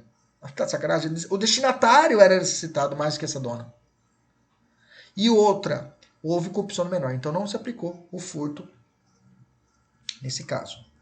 Beleza. E poderia até enquadrar um furto por concurso de pessoas, né? Para uma parte da doutrina entenderia isso ser um furto de concurso de pessoas entre a mãe e a criança inimputável. O que se entende por furto famélico, viu, gente? Furto famélico, a jurisprudência reconhece o furto famélico, tá? Igualzinho de furto de uso. Só que o furto famélico se prende a situações, tá, de necessidade. Então, na verdade, o furto famélico é uma excludente de ilicitude pelo estado de necessidade. Pode ser próprio de terceira pessoa, desde que presente alguns requisitos. Por exemplo, que o fato seja praticado para mitigar a fome, tá? Fala fome, mas também a doutrina jurídica tem entendido também. Ou medicamentos. por exemplo. Okay? Deixa eu acrescentar aqui. Inevitabilidade do comportamento lesivo, ou seja, não tinha como ela evitar esse comportamento. Subtração de coisa capaz de diretamente contornar a emergência, ou seja, se ela comer, ele vai resolver aquilo que ela vai... É a necessidade, sim, né? E insuficiência de recursos adquiridos ou impossibilidade de trabalhar. Nesses casos, o furto famélico poderá ser aplicado no caso real, ok? Insuficiência de recursos adquiridos ou impossibilidade de trabalhar. O cara não tem dinheiro para poder comprar um remédio de alto custo para o filho. O cara vai lá e furta. Nesse caso, pode ser enquadrado furto famélico. Só que aí vem uma pergunta. Qual é a natureza jurídica do furto de uso, quando o cara pega a bicicleta do cara e devolve de forma imediata? O furto privilegiado, o furto famélico e furto significante. Vamos lá, vamos matar agora. Qual é a natureza jurídica do furto de uso? No furto de uso, há uma atipicidade formal, ok? Não há crime pelo fato do que o dolo, o elemento subjetivo específico que é o assenhoramento definitivo do bem. Ele não quer para ele o bem, ele devolve. Furto privilegiado é uma causa de diminuição da pena. A natureza jurídica da sentença é diminuir a pena do sujeito ou substituir pela pena de reclusão por detenção ou aplicar somente a multa. Furto famélico, a natureza jurídica é excludente de ilicitude. E o furto significante é uma atipicidade material, ou seja, a natureza jurídica vai ser de absolvição do réu. Beleza? Maravilha. Então vamos lá. Furto qualificado. O furto qualificado, eu tenho aí pelo menos aí 5 qualificadoras de furto. 5 grupos de qualificadora, melhor dizendo. 5 grupos de qualificadora. A primeira qualificadora é o do parágrafo 4º, que já existia. Tá? Depois nós tivemos o parágrafo 4º A, que traz a qualificadora de emprego de explosivo ou artefato análogo que cause perigo comum. Eu tenho, e essa é a única hedionda, fica esperta, essa é a única qualificadora que é hedionda. Depois, a qualificadora do parágrafo 5º, qualifica que trata da subtração de veículo automotor que venha a ser transportado para outro estado ou para o exterior. Eu tenho a qualificadora parágrafo 6, que é a qualificadora para o furto de semovente domesticável de produção. E, por fim, a qualificadora 7, que vai tratar da subtração de substâncias explosivas ou de acessórios. Bacana? Vamos entrar em cada uma delas, tá? Todas as qualificadoras são de natureza objetiva? A resposta é não, tá? A resposta é não, porque existe uma qualificadora que é de natureza subjetiva, que é o abuso de confiança. Então, todas as qualificadoras são de natureza objetiva, então a minha resposta tem que ser não. Então tem que ser o quê? Todas são objetivas? Sim, vou botar sim, fica melhor assim, né? Sim, exceto, aí sim, o abuso de confiança que possui natureza pessoal. Ou seja, subjetiva. Vamos lá? Bacana? Vamos por hipóteses. Vamos trabalhar parágrafo a parágrafo, tranquilinho. E a gente vai destruindo, vamos entrar na minúcia de cada hipótese. Vamos primeiro no parágrafo nas hipóteses do parágrafo 4º do artigo 155. Fala assim a lei: a pena é de reclusão de 2 a 8 anos. Veja, já aumentou. Já era mais de 1 a 4 anos, de 2 a 8 anos. E multa se o crime é cometido com destruição ou rompimento de obstáculo à subtração da coisa. 2. Com abuso de confiança ou mediante fraude, escalada ou destreza. 3. Com emprego de chave falsa. 4. Mediante concurso de 2 ou mais pessoas. Essas qualificadoras já existiam, tá? Essas qualificadoras já existiam. E aí, vamos em cima delas. Primeiro, a destruição e rompimento de obstáculo. Qual é a característica dessa qualificadora? Primeiro, vão te perguntar: é possível um crime de furto com violência patrimonial? Sim, é possível. Eu já vi uma prova oral, o examinador perguntou assim: é possível crime de violência contra um patrimônio? Aliás, é possível crime de violência nos crimes patrimoniais? Aí o cara está acostumado, não, roubo, né? Roubo é violência ou grave ameaça à pessoa. Aí o examinador falou: não, num crime de furto, existe violência? Aí o sujeito falou assim: não, porque a violência é contra a pessoa. O examinador falou: não, existe a violência contra o patrimônio. O rompimento de obstáculo ou destruição é uma violência contra o patrimônio. Toma cuidado, tá? Mas isso foi sacanagem do examinador. Então, violência... Oi, meu Deus, bagunçou aqui, mas vamos lá, caiu aqui, mas deu tudo certo. Então, a violência nesse caso é contra o patrimônio e não contra a pessoa. Beleza? Vamos continuar. Tá, vamos aqui. Caiu aqui, mas deu tudo certo. Vamos lá. Segundo, destruição significa demolir ou desfazer, né? Destruição é isso, demolir ou desfazer. Terceiro, rompimento tem o sentido de quebrar ou rasgar, sem perda da individualidade. Terceiro, a violência deve ser empregada antes da consumação do furto. Se a violência é feita depois, aí pode nascer o crime autônomo, por exemplo, o crime de dano, que está no 163 do Código Penal. O rompimento do vidro do automóvel para furtar o próprio veículo é tido como furto simples ou é qualificado? Vamos entender. O cara quebrou o vidro do carro, bacana? Entrou dentro do carro, pegou a mochila, tirou a mochila dentro do carro e foi embora. Que crime que é esse? Crime de furto qualificado por rompimento de obstáculo. Bacana. O cara quebrou o vidro do carro, entrou no carro, fez ligação direta e foi com o carro embora. Qual crime ele comete? Furto simples. Se ele realiza o rompimento do vidro para levar o carro, a jurisprudência entende que é crime simples e não qualificado. Ok? É necessária a perícia? Sim, tá? O artigo 171 estabelece isso. É necessária a perícia para a realização da comprovação do furto qualificado por rompimento de obstáculo. Salvo em caso de ausência de vestígios, quando a prova testemunhal poderá suprir a falta. Aí eu vou ter que conjugar os artigos 158 e 167 do Código de Processo Penal, ok? Mas a regra é necessária a realização da perícia. Segunda qualificadora, vamos falar abuso de confiança. Quais são as características do abuso de confiança? Primeiro, o agente aproveita da facilidade surgida com a confiança que deve ser prévia. A confiança prévia. Não é a confiança momentânea. Eu não conheci a pessoa agora no bar, ela vai na minha casa e furta o meu bem. Nesse caso, não se aplica abuso de confiança. A confiança tem que ser, esse ânimo tem que ser conhecido prévio. Como se trata de circunstâncias de natureza subjetiva, é imperioso que o agente possua a consciência de que está agindo com um abuso de confiança depositado na vítima. Tá? A pessoa tem que saber que ela entender que a pessoa está crendo que há uma relação de confiança. Geralmente, são praticados por empregados contra empregadores. Em situação, eles chamam isso de famulato. Famulato seria o cometimento do crime do empregado para o empregador, chamado famulato. Pode grifar isso aí para você. Não é simulacro, que nem abigeato, é famulato. Bom, mas ressalta-se que predomina o entendimento de que a mera relação de emprego não basta para criar o vínculo de confiança, ok? O cara é meu empregado, mas eu nunca vou na empresa, nem conheço a cara do sujeito, o sujeito me comete um furto na minha empresa. Enquadra-se abuso de confiança? Não, abuso de confiança tem que ter essa relação, realmente, de amizade. Por isso que ela é uma natureza subjetiva, tem que ser comprovada nos autos, ok? Através de testemunho, através de depoimento. Qual a diferença do furto para a apropriação indébita?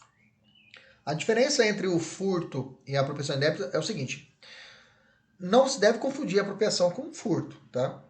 168, o agente entra na posse da coisa de boa fé, mas posteriormente muda-se o ânimo dela.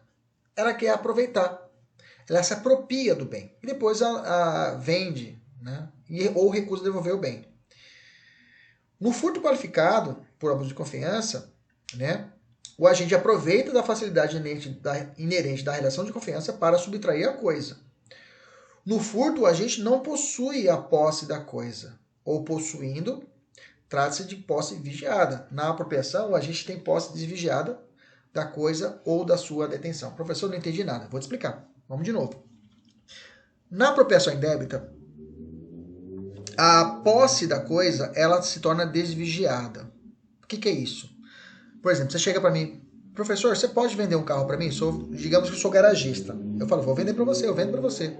O que você quer? Aí você me passa o bem para ser vendido, eu vendo o bem. Veja, eu entro na posse do bem. O bem fica comigo.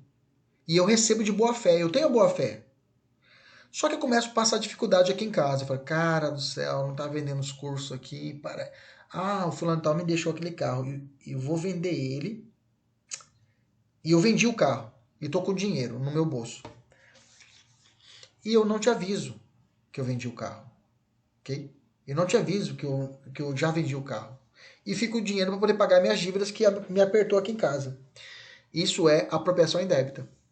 Eu entro na posse do bem de forma de boa fé, só que no segundo momento eu inverto essa ideia. Eu quero ficar para mim, eu quero ter a posse do bem. Eu fico para mim, o dinheiro ficou para mim, ficou bem para mim. Eu alinhei e não passei para você. Isso é apropriação indébita. Abuso de confiança, no abuso de confiança, primeiro ponto, a posse ela é vigiada.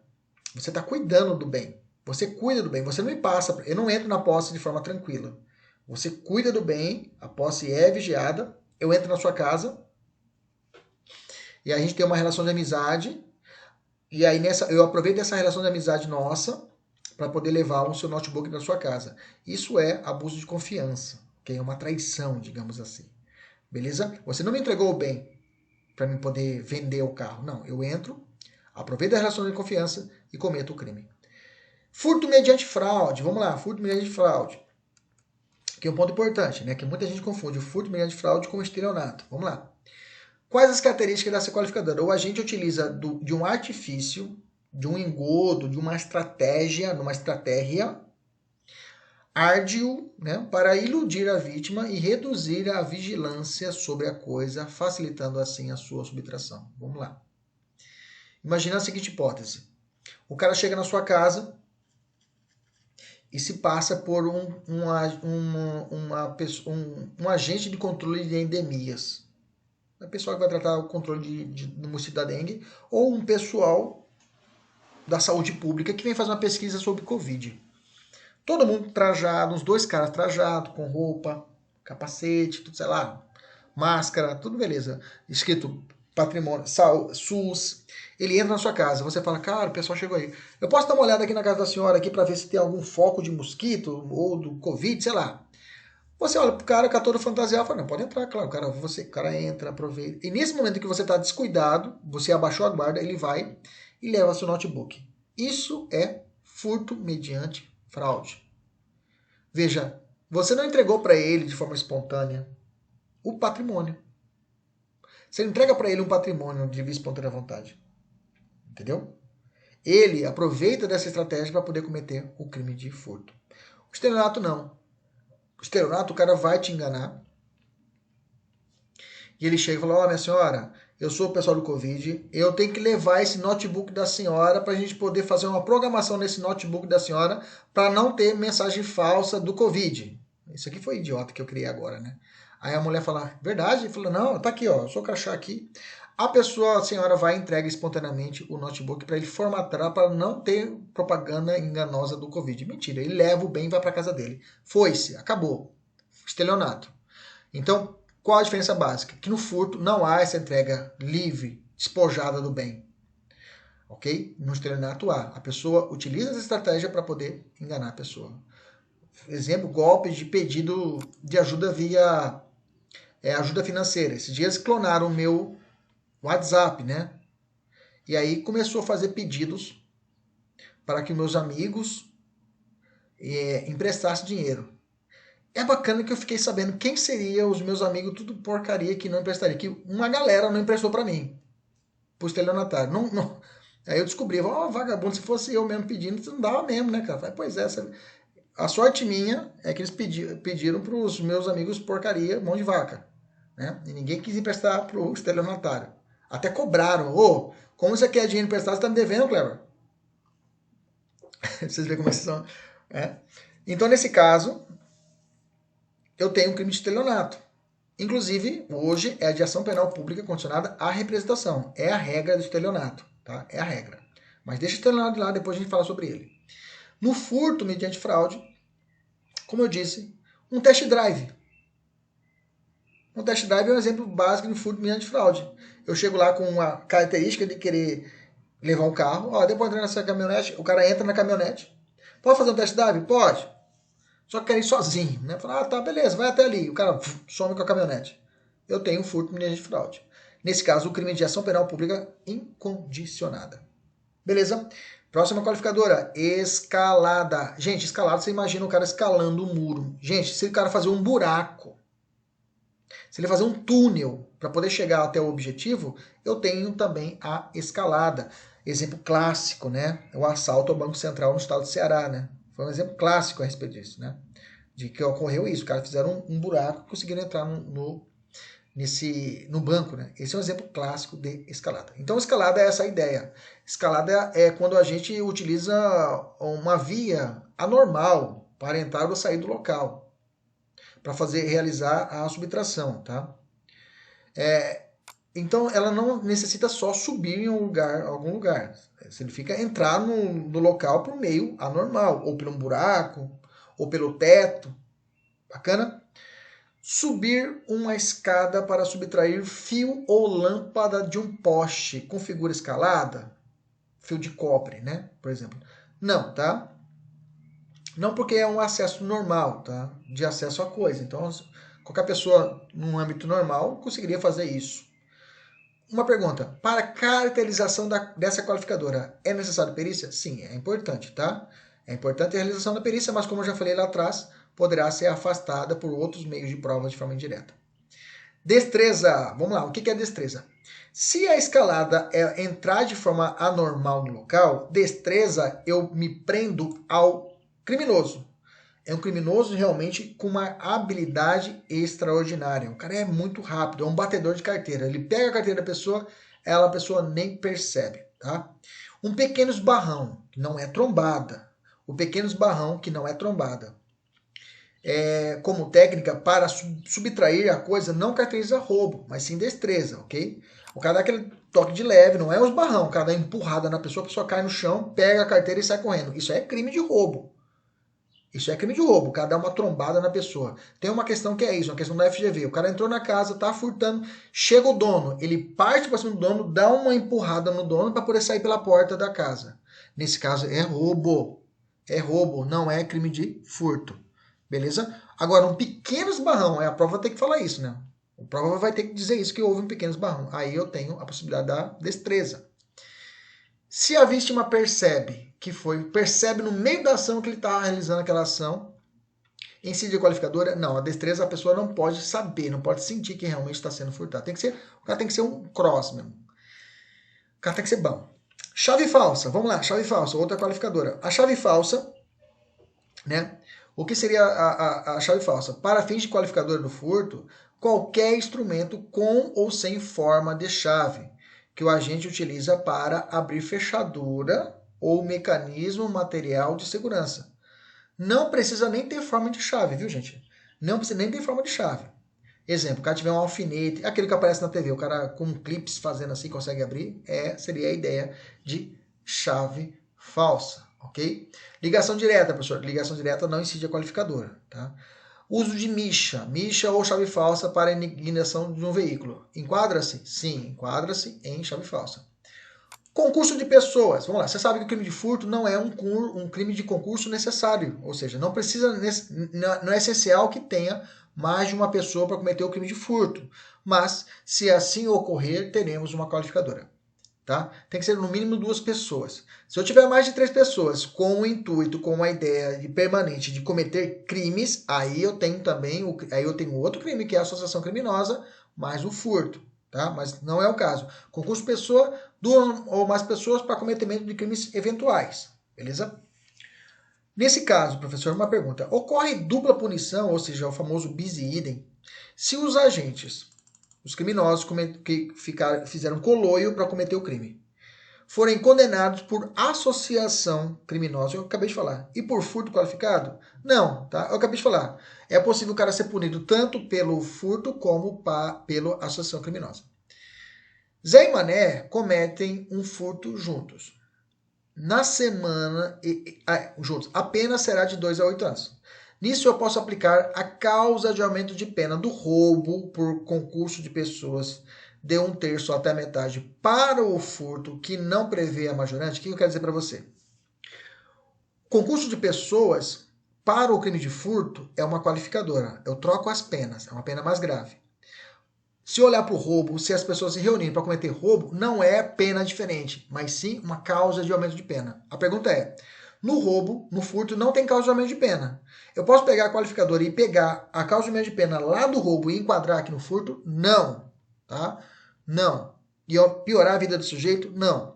Súmula 442 do STJ. Inclusive, isso seria até prejudicar o réu, não pode no direito brasileiro. Súmula 442 do STJ ensina: é inadmissível aplicar no furto a qualificadora. É inadmissível aplicar no furto qualificado pelo concurso de agentes a majorante do roubo. 5.2, vamos falar agora das hipóteses do parágrafo 4A do Código Penal, que foi incluída inclusive com a Lei 13.654 de 2018 e é o único crime hediondo de furto. Fala assim o 4A, a pena é de reclusão de 4 a 10 anos. Já adianto, toda vez que o cara mexeu com o explosivo é 4 a 10 para furto, tá? E multa se houver emprego de explosivo ou de artefato análogo que cause perigo comum. Beleza? Vamos lá. O que se entende por explosivo? Vamos de uma forma didática. O que é explosivo, professor? Explosivo é a substância ou artefato que possa produzir uma explosão, detonação, propulsão ou efeito pirotécnico. Esse é o conceito técnico de explosivo, tá? Para ser considerado artefato explosivo, é necessário que ele seja capaz de gerar alguma destruição. Esse é o entendimento do STJ. O primeiro ponto é esse. Para que seja explosivo, tem que causar algum poderio de destruição. Qual o objetivo desse parágrafo, professor? Bom, em 2018, né, a ideia desse parágrafo foi de punir de forma mais rigorosa o cometimento de furtos realizados em caixa eletrônico. Porque se o cara explodisse antes, o máximo que poderia se enquadrar era por rompimento de obstáculo lá atrás. Tá? Ele era enquadrado por rompimento de obstáculo e era uma pena mais branda. Tá? E aí o direito penal falou assim, vamos lá, direito penal simbólico, vamos colocar a pena mais grave. E colocaram a pena mais grave de criar uma nova qualificadora de 4 a 10 para essa conduta. Ok? Então, essa ideia do que eram cometidas essas explosões, foi necessário uma punição mais grave, essa ideia do Estado, né? Vamos punir de forma mais grave que a gente resolve, né? Ok? Então, essa foi a ideia, proteger o patrimônio, ok? Dessas agências bancárias, né? E diminuir a criminalidade. E muitas aconteciam em drogarias, postos de gasolina, aconteciam também os caixas eletrônicos, né? Não só as agências, mas os caixas eletrônicos também distribuídos em outros locais. Dessa forma, o objetivo da lei foi o de, em tese, punir mais severamente o réu, certo? Antes da lei 13.654 de 2018, o agente respondia por qual delito? Eu falei para você que ele responderia por rompimento de obstáculo. Tá errado, tá? Na verdade, quando ele cometia o crime de furto usando explosivo, ele respondia por 2 crimes. Ele respondia pelo 155, parágrafo 4º, inciso 1, ou melhor dizendo, rompimento de obstáculo, eu estava certo, rompimento de obstáculo, combinado com 251, parágrafo 2º do Código Penal, ok? Do Código Penal. Ou seja, nesse caso, ele respondia em concurso formal, impróprio, por o crime de explosão majorada. Então, ele respondia pelo 155, furto. Além disso, ele respondia também por explosão majorada do parágrafo 2º do Código Penal, que ali a pena mínima era de 6 anos. Ou seja, ele respondia por crime mais grave. Bacana? Qual que foi a ideia do Código Penal? Bom, vamos colocar um crime mais grave, mais qualificado para o furto que usar explosivo. Bacana? Bacana. Só que ele deu um tiro no pé. Por quê? Antes da lei de 2018, o cara respondia por esses 2 crimes e a pena mínima era 6 anos. Ou seja, era mais grave. Depois que a lei falou, não, vamos colocar uma qualificadora específica. Não vamos fazer combinação com 251, parágrafo 2º, não. Ele vai responder só pelo 155, parágrafo 4A e vai ser hediondo. Beleza, mas a pena mínima para esse crime é 4 anos. Ou seja, o crime, ao invés de ser punido com mais gravidade, acabou dando tiro no pé. Ele passou a ser mais simples, mais brando, mais atenuante. Ou seja, criou uma nova lei mais benéfica. Ou seja, todos aqueles que responderam antes de 2018, pelo artigo 155, parágrafo 4º, inciso 1, combinado 251, parágrafo do 2º, podem hoje requerer o quê? A retroatividade da lei. Ou seja, ele fala, olha, eu quero a lei mais benéfica, eu quero a nova qualificadora do artigo 155, parágrafo 4º-A, porque a pena inicial é mais branda, é 4 anos. Ok? Que maravilha, né? Em vez de fazer a coisa certa, fizeram de forma errada, equivocada, ou sei lá, se era isso mesmo que eles queriam. Bacana, então, nesse caso eu teve uma novatio legis in melos. Se o agente durante a noite explode caixa eletrônico, pode ser enquadrado? Sim, nós já falamos isso. Qualificadora, ele pode responder pela causa de aumento de pena do furto sob repouso noturno. Ok? Beleza? Que mais? Então, ele pode... Então, vamos lá. Vamos avançar, vamos falar da hipótese do parágrafo 5º. O parágrafo 5º já existia, ok? Então, falava o seguinte, a pena de reclusão de 3 a 8 anos, se a subtração for de veículo automotor, que venha a ser transportado para outro estado ou para o exterior. Primeiro, o que é veículo automotor? Está lá no Código de Trânsito. Fala assim, todo veículo a motor de propulsão que circule por seus próprios meios, que serve normalmente para o transporte viário de pessoas, coisas, ok? O termo compreende os veículos conectados em uma linha elétrica e que não circulam sob trilhos, ônibus elétrico, ok? Então, tudo isso é considerado veículo automotor para o Código de Trânsito. Pergunta, não incide a qualificadora do furto e transporte de partes do veículo, tá certo, tá? Só o motor não aplica a qualificadora, tem que ser o veículo todo, completo. Cabe tentativa? Sim, apenas na hipótese do agente que previamente intencionado a transportar o veículo para outro estado ou país, apodera-se do bem passa a ser perseguido e imediato até que transponha divisa, mas acaba sendo preso sem que tenha conseguido a posse tranquila do bem. Tá? Então tem uma perseguição, aí seria o caso. Mas a consumação do crime não precisa, inclusive, não precisa ultrapassar a fronteira, viu? Não precisa ultrapassar a fronteira para a caracterização dessa qualificadora. Se for identificado que realmente ele queria ultrapassar a fronteira, eu tenho a configuração dessa qualificadora. Hipótese do parágrafo 6º. Vamos lá.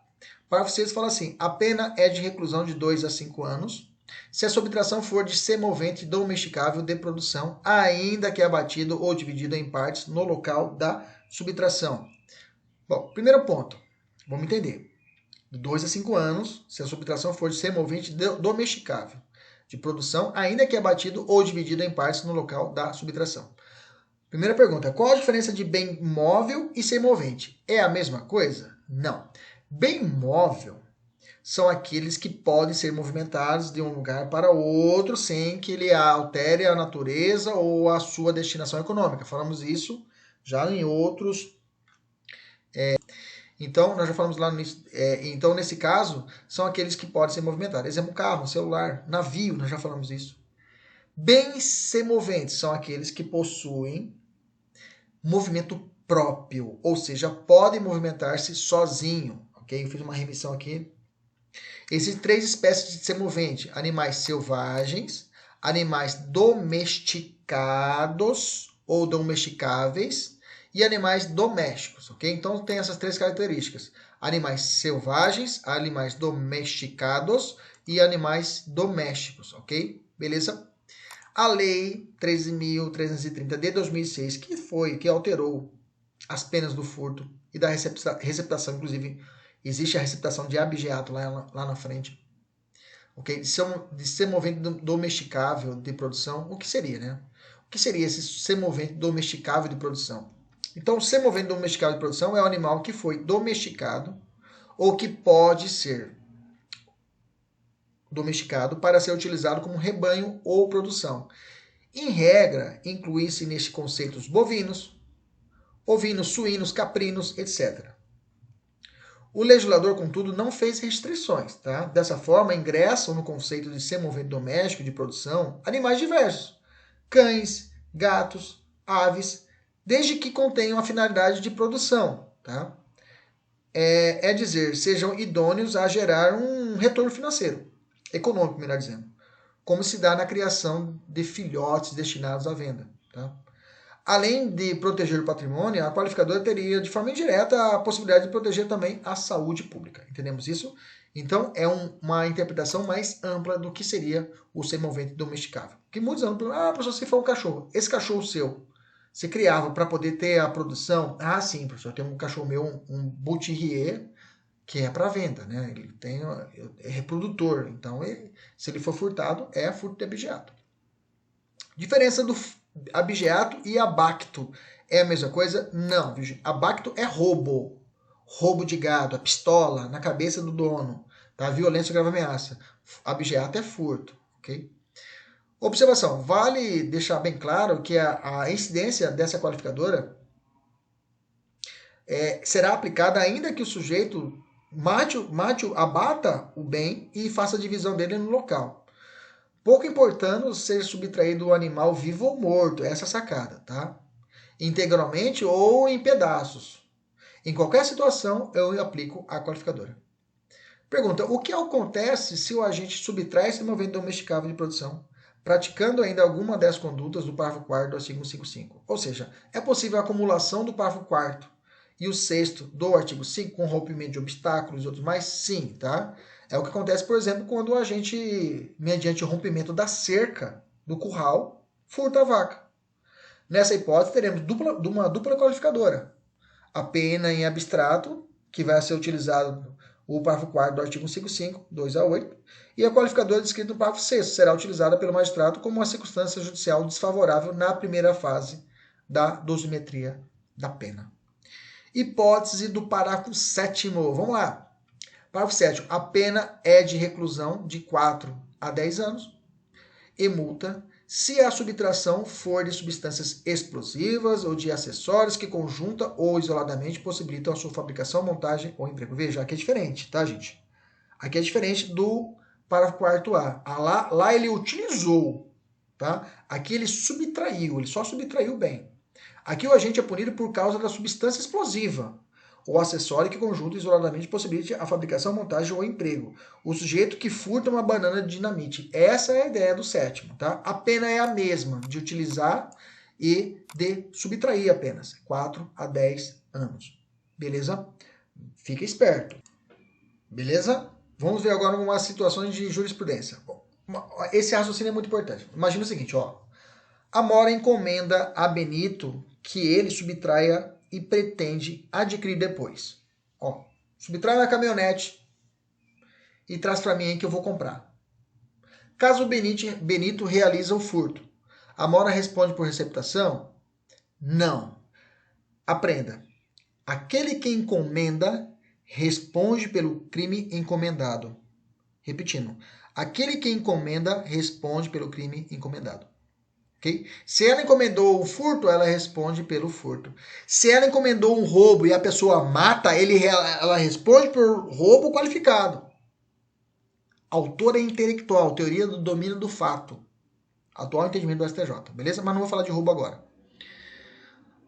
Outra questão. Amora não encomenda de Benito o veículo, mas depois de cometer o crime, Benito oferece o carro para Amora, que sabe ser produto do crime.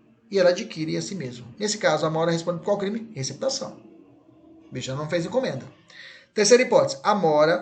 Se a Amora não encomendou e não quer adquirir o veículo, que sabe ser furtado por Benito, mas como ele é seu brother, seu amigo de infância, a Amora guarda na sua garagem o produto do furto, para que depois Benito volte e pegue o veículo. Nesse caso, a Amora comete qual crime? A Amora comete favorecimento real. Favorecimento real. Beleza? Artigo 349 do Código Penal. Última hipótese. Imagina a seguinte hipótese. Agora, se a Amora não encomendou, não quer adquirir o veículo e não sabe que o veículo é produto de crime. Veja, ela não sabe. Ela não sabe. E como Bento é seu amigo de infância, a Amora guarda na sua garagem sem saber que o produto de crime. Nesse caso, ela comete algum crime? Aí não, né, gente? Aí, lembra lá, erro de tipo inevitável, artigo 20 do Código Penal. Agora,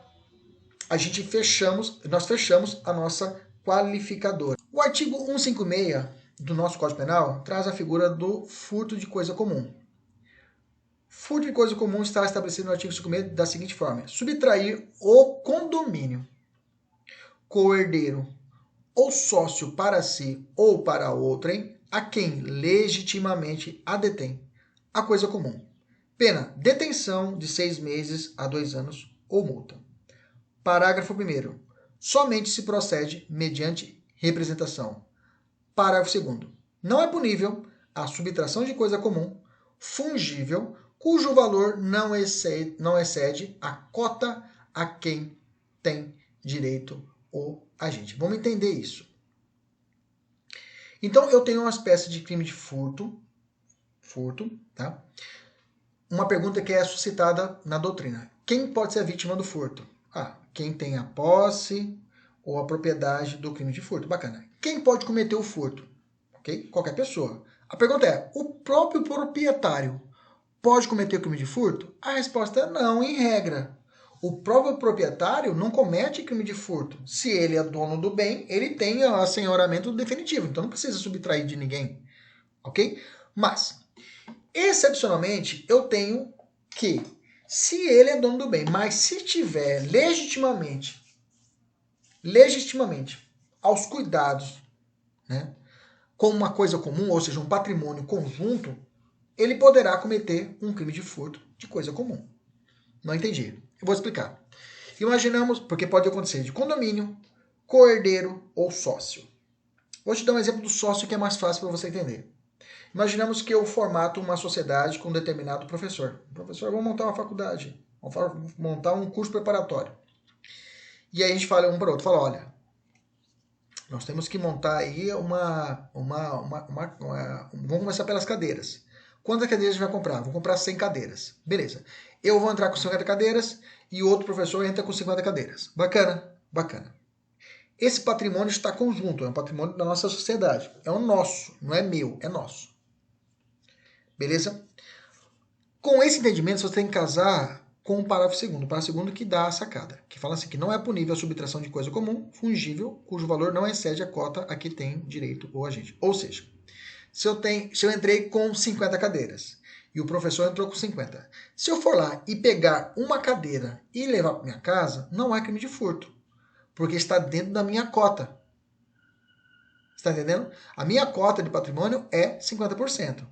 Agora, se eu levar 50 cadeiras mais uma cadeira, essa uma cadeira excedeu a minha cota. Nesse caso, essa uma cadeira gera a tipificação do crime de furto de coisa comum. Tá entendendo? Porque excedeu a minha cota à parte, que era 50%. Nesse caso, o meu sócio poderá procurar a justiça, poderá procurar uma delegacia de polícia e realizar uma notícia crime, ok? Dessa situação criminosa de furto de coisa comum. E ele deverá, nesse momento, representar. Veja, porque esse crime não é de ação penal pública incondicionada. Será necessário a representação, ou seja, será necessário a manifestação da vontade dele para que exista a abertura da investigação criminal através da representação. E futuramente esse documento será juntado por tempo da ação penal, para que aí seja proposta a ação penal pública condicionada à representação. Beleza, tranquilo, mas é necessário essa representação. Professor, a partir de quando começa a contar o prazo da representação? A representação, a partir do conhecimento da autoria, ele tem 6 meses.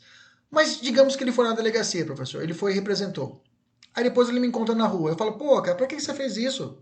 Toma aqui, eu vou e pago ele. Ele pode ir lá na delegacia e fazer uma retratação, voltar atrás da representação? Sim, ele pode. Ele pode. Até o oferecimento da denúncia ele pode voltar e retratar-se. Beleza? Essa é a ideia do furto de coisa comum. Ok? Sem mistérios, diretamente é isso mesmo. Então vamos lá. Tem uma tabelinha agora final para a gente sabermos essas penas do crime de furto. Se for crime de furto simples, qual é a pena? Reclusão de 1 a 4 anos e multa. Ok? Furto simples, caput do artigo 155, reclusão de 1 a 4 anos e multa. Se for furto qualificado, professor, do parágrafo 4º, rompimento de obstáculo, escalada, destreza, chave falsa, ok? Abuso de confiança, ok? Nesse caso, a reclusão de 2 a 8 anos e multa. Qualificados do 4A, né? Utilização de explosivo. Reclusão de 4 a 10 anos e multa, e é o único hediondo. Reclusão de 4 a 10 anos e multa, e é o único hediondo. Furto qualificado do parágrafo 5º, que é o furto de veículo com a intenção de transportar para outro estado ou exterior. Reclusão de 3 a 8 anos e não tem multa, ok? Não tem multa, toma cuidado. Furto qualificado do abigeato, parágrafo 6º. Abigeato, animal semovente domesticável de produção. Lembra lá, domesticável de produção. Reclusão de 2 a 5 anos e também não tem multa. Furto qualificado do parágrafo 7º, quando é a subtração de explosivo. Aqui é a subtração e não emprego. Subtração de explosivo e não emprego. A pena é de reclusão de 4 a 10 anos e multa, ok? A mesma pena lá do emprego de explosivo. E aí eu tenho furto de coisa comum do artigo 156, é o único crime de furto que a pena é de detenção de 6 meses a 2 anos ou multa, não é ou multa, e é necessário a representação. Lembrando que no crime de furto, o único crime de furto que tem a pena majorada, ou seja, o furto circunstanciado ou furto majorado, é o furto do repouso noturno do parágrafo 1º, que a pena será aumentada de 1/3. Lembra? Não é até, e sim de 1/3. Beleza? Galera bacana, é isso daí. Hoje a gente vai encerrar por hoje, a gente encerra esse bloco. A gente vai montar uma outra aula, aí eu vou falar especificamente do roubo, e a gente consegue responder aquela questão inicial que nós nos propusemos. Um abraço, até a próxima. Tchau, tchau.